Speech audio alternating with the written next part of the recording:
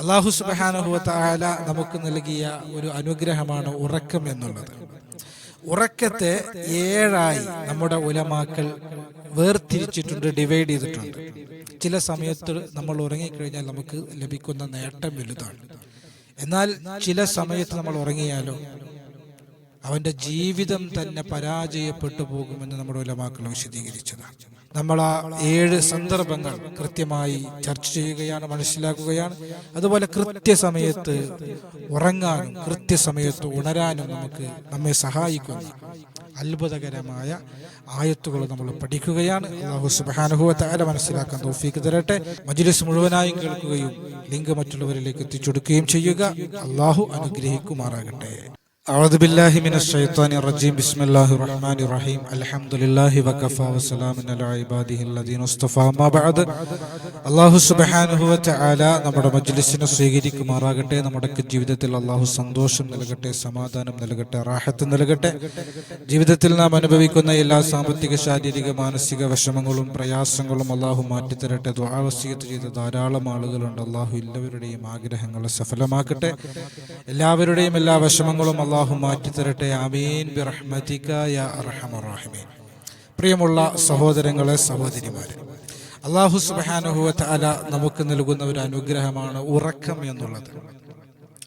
ഉറങ്ങാൻ കഴിഞ്ഞിട്ടില്ല എങ്കിൽ, ഉറങ്ങാൻ കഴിയുന്നില്ല എങ്കിൽ ഉണ്ടാകുന്ന പ്രയാസങ്ങൾ അത് അനുഭവിക്കുമ്പോഴാണ് നമുക്ക് ബോധ്യപ്പെടുക, നമുക്ക് മനസ്സിലാവുക. അല്ലാഹു സുബ്ഹാനഹു വ തആല നമുക്ക് നല്ല ഉറക്കം നൽകി അനുഗ്രഹിക്കുമാറാകട്ടെ. ഏറ്റവും ചുരുങ്ങിയത് ശാസ്ത്രം പറയുന്നത് 6 മണിക്കൂറെങ്കിലും ഉറങ്ങണം എന്നുള്ളതാണ്. അതുപോലെ തന്നെ അമിതമായ ഉറക്കം പലപ്പോഴും പല ആരോഗ്യ പ്രശ്നങ്ങൾക്കും കാരണമാകും. ഉറക്കില്ലായ്മയും പല ആരോഗ്യ പ്രശ്നങ്ങൾക്കും കാരണമാകുമെന്നും ശാസ്ത്രം പറയുന്നുണ്ട്. പരിശുദ്ധമായ ഇസ്ലാമിലേക്ക് കടന്നു വന്നു കഴിഞ്ഞാൽ നമുക്കറിയാം, പരിശുദ്ധമായ ഹദീസുകളിൽ കാണാൻ കഴിയും, ഇശാഇന്റെ മുമ്പുള്ള ഉറക്കവും ഇശാഇന് ശേഷമുള്ള സംസാരവും അല്ലാഹുവിന്റെ റസൂൽ സ്വല്ലല്ലാഹു അലൈഹി വസല്ലം തങ്ങൾ വെറുത്തിട്ടുണ്ട് എന്നുള്ളത്. ഈ ഒരു ഹദീസ് നമ്മെ പഠിപ്പിക്കുന്നത്, ഇശാഇന്റെ മുമ്പ് ഉറങ്ങിയാൽ ഇശാഇന് ശേഷം ഉറക്കം വരില്ല. രാത്രി ഉറങ്ങാൻ വൈകും, രാത്രി വൃത്തിയായ ഉറക്കം കിട്ടുകയില്ല, രാത്രിയുടെ ഉറക്കത്തെ ബാധിക്കും. അതുകൊണ്ടാണ് ഇശായിന് മുമ്പ് നിങ്ങൾ ഉറങ്ങരുത്, ഇശായിന് ശേഷം സംസാരിച്ചിരിക്കരുതെന്ന് അല്ലാഹുവിന്റെ റസൂൽ സ്വല്ലല്ലാഹു അലൈഹി വസല്ലം തങ്ങൾ പഠിപ്പിച്ചത്. നേരത്തെ ഉറങ്ങിയിട്ട് നേരത്തെ ഉണരണമെന്ന് അല്ലാഹുവിന്റെ ഹബീബ് വളരെ കൃത്യമായി 1400 വർഷങ്ങൾക്ക് മുമ്പ് നമ്മെ പഠിപ്പിക്കുകയാണ്. പരിശുദ്ധമായ ഇസ്ലാം, നമ്മുടെ ഉലമാക്കൾ ചില ഉറക്കങ്ങളെ കുറിച്ച്, ചില സമയങ്ങളിലുള്ള ഉറക്കങ്ങളെ കുറിച്ച്, അല്ലെങ്കിൽ ഉറക്കത്തെ 7 തരത്തിലുള്ള ഉറക്കമാക്കി നമ്മുടെ ഉലമാക്കൾ വിശദീകരിച്ചിട്ടുണ്ട്. ആ സമയങ്ങളിൽ നമ്മൾ ഉറങ്ങുമ്പോൾ നമുക്കുണ്ടാകുന്ന നേട്ടം, അല്ലെങ്കിൽ ചില സമയങ്ങളിൽ നമ്മൾ ഉറങ്ങുമ്പോൾ നമുക്കുണ്ടാകുന്ന നഷ്ടം നമ്മുടെ ഉലമാക്കൾ വിശദീകരിക്കുകയാണ്. ഒന്നാമത്തെ ഉറക്കം എന്നുള്ളത് അശ്രദ്ധയുടെ ഉറക്കമാണ്. അശ്രദ്ധയുടെ ഉറക്കം എന്ന് പറഞ്ഞു കഴിഞ്ഞാൽ, ദിക്റിന്റെ മജ്ലിസിൽ ഇരുന്നു കൊണ്ട്, സ്വലാത്തിന്റെ മജ്ലിസിൽ ഇരുന്നു കൊണ്ട് അള്ളാഹുവിന്റെ റഹ്മത്തിറങ്ങുന്ന, അള്ളാഹുവിനെ സ്മരിക്കപ്പെടുന്ന അത്ഭുതകരമായ സ്വർഗത്തോപ്പുകളിൽ ദിക്റിന്റെ, സ്വലാത്തിന്റെ മജ്ലിസുകളിൽ ഇരുന്നു കൊണ്ട് ഉറക്കം തൂങ്ങുക എന്നുള്ളത് അത് അശ്രദ്ധയുടെ ഉറക്കമാണ് എന്ന് നമ്മുടെ ഉലമാക്കൾ വിശദീകരിക്കുകയാണ്. അപ്പോൾ ഒന്നാമത്തെ ഉറക്കം അശ്രദ്ധയുടെ ഉറക്കം എന്നുള്ളതാണ്. രണ്ടാമത്തെ ഉറക്കം എന്നുള്ളത് പരാജയത്തിന്റെ ഉറക്കമാണ്. ഈ സമയത്ത് ഒരാൾ ഉറങ്ങിക്കഴിഞ്ഞാൽ അവൻ പരാജയപ്പെട്ടു പോകും. അള്ളാഹു കാത്തുരക്ഷിക്കട്ടെ, അള്ളാഹു കാത്തുരക്ഷിക്കുമാറാകട്ടെ. അത് നമസ്കാരത്തിന്റെ സമയത്തുള്ള ഉറക്കമാണ്. ളുഹർ ബാങ്ക് വിളിക്കപ്പെട്ടു, 3 മണിക്കൂർ കഴിഞ്ഞാൽ, അല്ലെങ്കിൽ 3.5 മണിക്കൂർ കഴിഞ്ഞാൽ അസർ ബാങ്ക് വിളിക്കും. ഒരാൾ ളുഹറിന്റെ സമയം മുതൽ അസറിന്റെ സമയം വരെ ളുഹർ ബാങ്ക് വിളിച്ചതും അവൻ അറിഞ്ഞിട്ടില്ല, അസർ ബാങ്ക് വിളിച്ചതും അവൻ അറിഞ്ഞിട്ടില്ല. നമസ്കാരത്തിന്റെ സമയം മുഴുവനായും ഒരാൾ ഉറങ്ങി തീർത്താൽ അത് പരാജയത്തിന്റെ ഉറക്കമാണ് എന്ന് നമ്മുടെ ഉലമാക്കൾ വിശദീകരിക്കുകയാണ്. 5 നേരത്തെ നമസ്കാരം അത് ഖളാ ആക്കാതെ നിസ്കരിക്കാൻ നമുക്ക് കഴിയണം. ഒരു നിസ്കാരം പോലും ഖളാ ഉണ്ടാകാൻ പാടില്ല.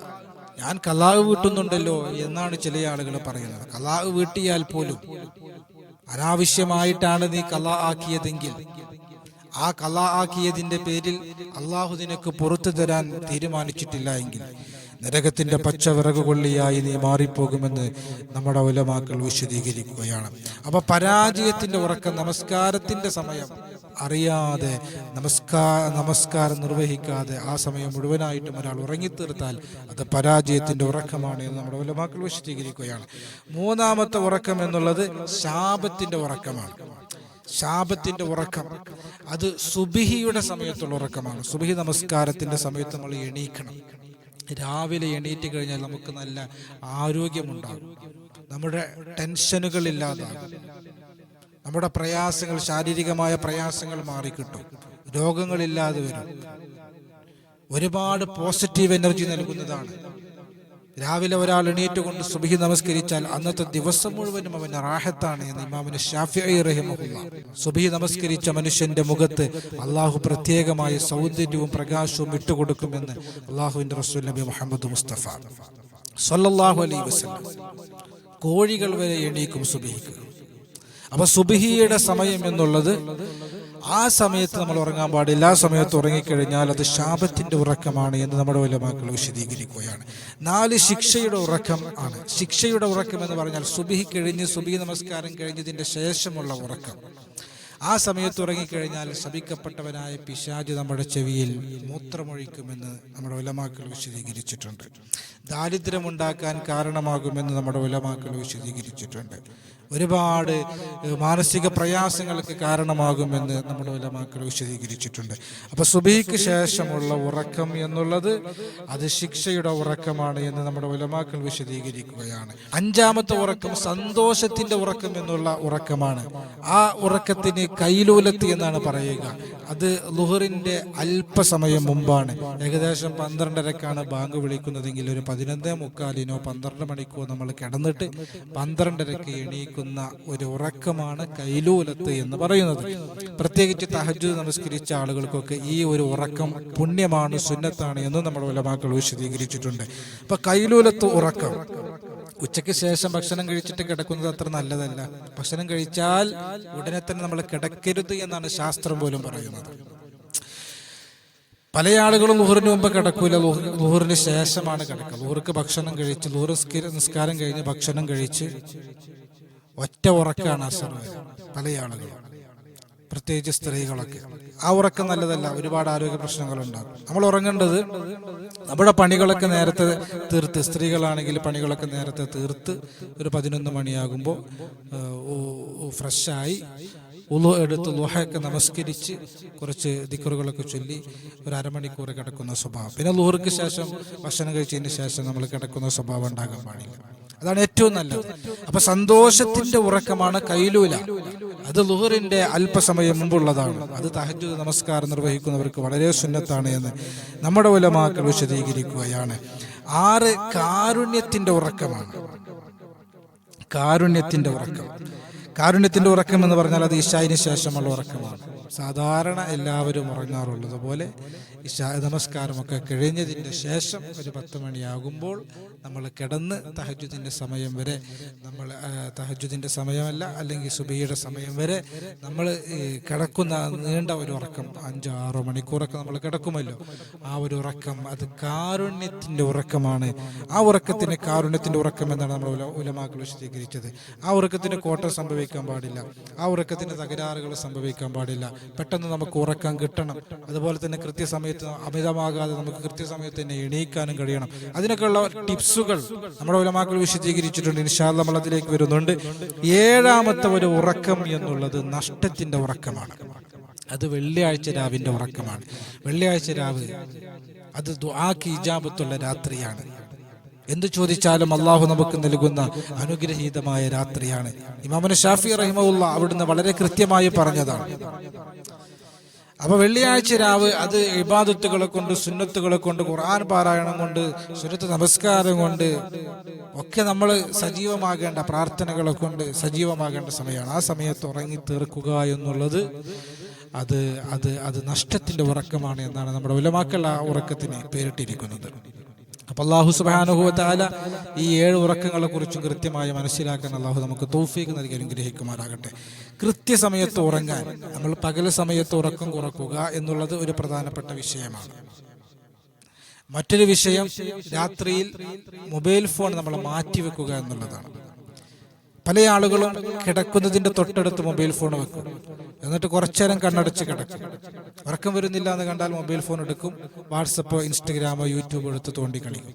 വീണ്ടും അവിടെ വെക്കും, വീണ്ടും കുറച്ചു നേരം കണ്ണടക്കും, വീണ്ടും ഉറക്കം വരില്ല, അപ്പോൾ വീണ്ടും മൊബൈൽ എടുക്കും. അപ്പോൾ മൊബൈൽ ഫോൺ നമ്മൾ കുറച്ച് അകലെ കൊണ്ടുപോയി വെച്ച് കഴിഞ്ഞാൽ, നമ്മൾ ജസ്റ്റ് കുറച്ചു നേരം കണ്ണടച്ച് കിടന്നാൽ നമുക്ക് ഉറക്കം കിട്ടുന്നില്ലെങ്കിൽ പോലും മൊബൈൽ എടുക്കുന്നതിന് ഒരു മടി നമുക്ക് വരും. കാരണം ഒന്ന് കട്ടിൽ നിന്ന് എണീറ്റ് അപ്പുറത്ത് പോയി മേശ മുകളിൽ നിന്ന് എടുക്കുന്നത്, അവർ നടക്കേണ്ടതുള്ളൊരു മടി കാരണം നമ്മൾ മാക്സിമം നമ്മൾ മൊബൈൽ എടുക്കാതിരിക്കും.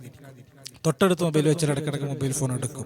അപ്പോൾ മൊബൈൽ ഫോൺ മാറ്റിവെക്കുക എന്നുള്ളൊരു വിഷയമാണ്, പകലുറങ്ങാതിരിക്കുക എന്നുള്ളൊരു വിഷയമാണ്. അതിൻ്റെ കൂടെ പരിശുദ്ധമായ സൂറത്തെ യാസീനിന്റെ 9-ാമത്തെ ആയത്ത്, വജഅൽനാ മിൻ ബൈനി ഐദീഹിം സദ്ദാ വമിൻ ഖൽഫിഹിം സദ്ദാ ഫഅഗ്ശൈനാഹും ഫഹും ലാ യുബ്സിറൂൻ.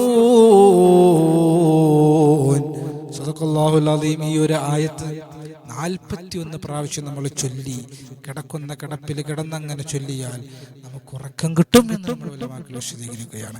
അതുപോലെ കൃത്യസമയത്ത് ഉണരാൻ വേണ്ടി നമ്മൾ ചെയ്യേണ്ടത് ഒന്ന് നേരത്തെ കിടക്കുക എന്നുള്ളതാണ്. അതിൻ്റെ കൂടെ നമ്മൾ ചൊല്ലാനുള്ള ഒരു ദിക്ർ ഇൻഷാ അല്ലാഹ് നമ്മൾ പഠിക്കുകയാണ്. സൂറത്തുൽ കഹ്ഫിന്റെ ഏറ്റവും ഒടുവിലത്തെ ആയത്താണ്, ഖുൽ ഇന്നമാ അന ബശറും മിസ്ലുക്കും യൂഹാ ഇലയ്യ അന്നമാ ഇലാഹുക്കും ഇലാഹു വാഹിദ് എന്ന് തുടങ്ങുന്ന അത്ഭുതകരമായ സൂറത്തുൽ കഹ്ഫിന്റെ അവസാനത്തെ ആയത്ത് ഇൻഷാ അല്ലാഹ് ഒരു 11 പ്രാവശ്യം ചൊല്ലിയിട്ട് നെഞ്ചത്തൂതിയിട്ട് അല്ലാഹുവേ എന്നെ കൃത്യസമയത്ത് എണീപ്പിക്കണേ എന്ന് നമ്മൾ നിയ്യത്താക്കിയാൽ നമുക്ക് നമ്മൾ ഉദ്ദേശിക്കുന്ന സമയത്ത് തന്നെ ഉണരാനും നമുക്ക് സാധിക്കുമെന്ന് നമ്മുടെ ഉലമാക്കൾ വിശദീകരിക്കുകയാണ്. അപ്പോൾ 7 രൂപത്തിലുള്ള ഉറക്കം നമ്മൾ പഠിച്ചു. ഉറക്കം കുറഞ്ഞാലുള്ള പ്രശ്നങ്ങൾ നമ്മൾ ചെറുതായിട്ട് മനസ്സിലാക്കി, നേരത്തെ എണീറ്റാലുള്ള ഗുണങ്ങൾ നമ്മൾ മനസ്സിലാക്കി. അതോടൊപ്പം കൃത്യസമയത്ത് ഉറങ്ങാനും കൃത്യസമയത്ത് ഉണരാനുമുള്ള ദിക്റുകൾ നമ്മൾ പഠിച്ചു. അല്ലാഹു സുബ്ഹാനഹു വ തആല ഉറക്കമെന്ന ഏറ്റവും വലിയ അനുഗ്രഹം, ആ അനുഗ്രഹം അല്ലാഹു സുബ്ഹാനഹു വ തആല നമുക്ക് നിലനിർത്തി തന്ന് അനുഗ്രഹിക്കുമാറാകട്ടെ. ഉറങ്ങുന്നതിൻ്റെ മുമ്പ് ചൊല്ലാനുള്ള ധാരാളം ദിക്റുകളുണ്ട്. ഏറ്റവും ചുരുങ്ങിയതൊരു ഫാത്തിഹയെങ്കിലും, അല്ലെങ്കിൽ ഒരു ഫാത്തിഹ, ഒരു ആയത്തുൽ കുർസി, ഖുൽ ഹുവല്ലാഹു, ഖുൽ അഊദു ബിറബ്ബിൽ ഫലക്, ഖുൽ അഊദു ബിറബ്ബിൻ നാസ് എങ്കിലും ചൊല്ലി നമ്മൾ കിടക്കണം, ഏറ്റവും ചുരുങ്ങിയത്. അതുപോലെ തന്നെ ഉറക്കത്തിൽ നിന്ന് എണീറ്റ് കഴിഞ്ഞാൽ അൽഹംദുലില്ലാഹില്ലദീ അഹ്യാനി ബഅദമാ അമാതനി വ ഇലൈഹിൽ ബഅസ് വ ഇലൈഹി നുശൂർ എന്ന ദിക്റൊക്കെ നമ്മൾ ചൊല്ലാൻ വേണ്ടി പരിശ്രമിക്കണം. അതൊക്കെ നമ്മുടെ ജീവിതത്തിൻ്റെ സന്തോഷത്തിനും പോസിറ്റീവ് എനർജി കിട്ടാനൊക്കെ കാരണമാകും. നമ്മുടെ ജീവിതത്തിൻ്റെ വിഷമങ്ങളും ടെൻഷനുകളും മാറാൻ കാരണമാകും. അള്ളാഹുവിൻ്റെ സഹായവും അള്ളാഹുവിൻ്റെ തൃപ്തിയും ലഭിക്കാൻ കാരണമാകും. ദുനിയാവിലും ആഖിറത്തിലും വിജയിക്കാൻ കാരണമാകും. അള്ളാഹു സുബ്ഹാനഹു വ തആല അനുഗ്രഹിക്കുമാറാകട്ടെ. റബ്ബന ആതിനാ ഫിദ്ദുനിയ ഹസന വഫിൽ ആഖിറതി ഹസനത വഖിനാ അദാബന്നാർ. ആമീൻ ബിറഹ്മതിക യാ അർഹമർ റഹീമീൻ. അസ്സലാമു അലൈക്കും വറഹ്മത്തുള്ളാഹി വബറകാതുഹു.